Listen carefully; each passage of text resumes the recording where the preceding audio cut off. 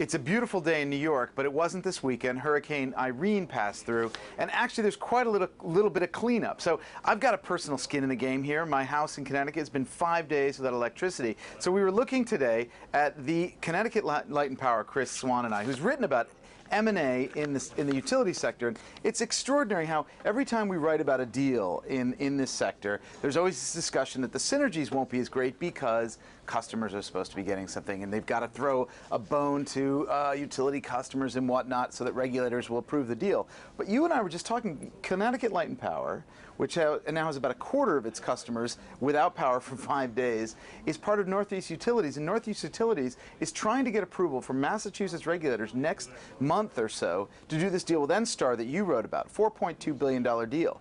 How on earth can the Massachusetts regulators, in good faith, actually approve this deal if you've got a quarter of their customers sitting there without any power?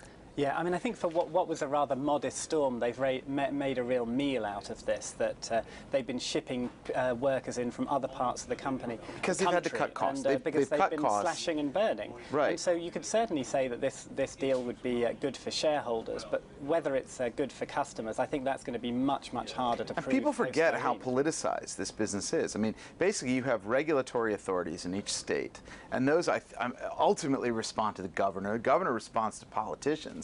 I mean, as we've written about this in abstract, what we're getting a chance right now to see, and I'm certainly getting a chance to see it, although I did shower this week, getting a chance to see it up close and personal. So where are they going wrong? I mean, if in these deals, savings are supposed to be passed on to customers, where's the disconnect? What is not I mean, why is this happening? They're not investing. Part of it. Yeah. So one of the things that Chris has dug up is that apparently they've cut back so much on these line workers. That this is the particular unit of Northeast Utilities that covers Connecticut, which, by the way, has the highest electricity rates in the whole country.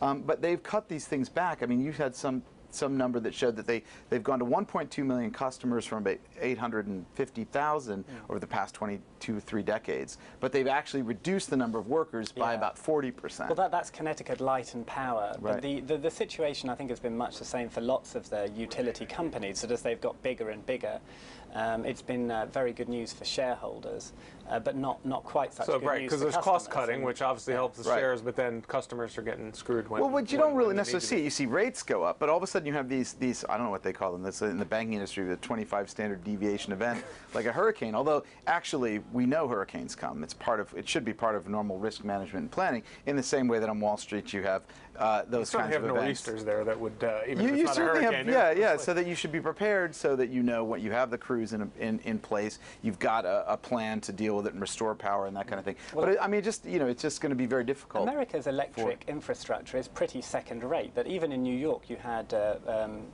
Edison Electric talking about shutting off the electric supply even before the storm had hit as a preventative measure. Right. And so you compare America's electric infrastructure to other countries, and it does look very second rate. Right. Now, speaking of electric stories, we also have this puzzling one from the Bank of New York Mellon.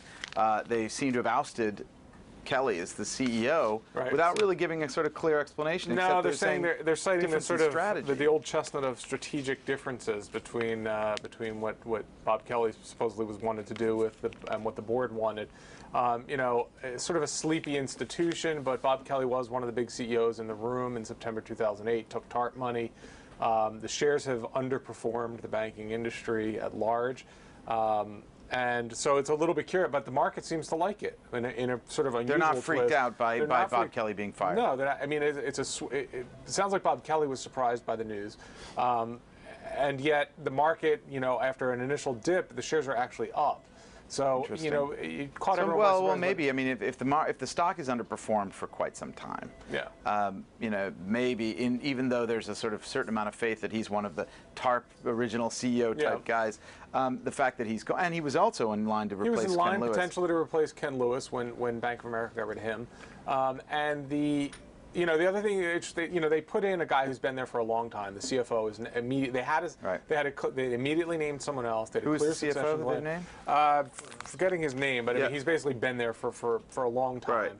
The market obviously, I think that probably helped stabilize things, and does give you an indication that despite the surprise, the market does like the fact that there was a succession plan. There's a guy they know who's there, and who presumably investors are happy with. All right. Well, keep an eye on that and see what happens. We'll be back with more breaking news tomorrow.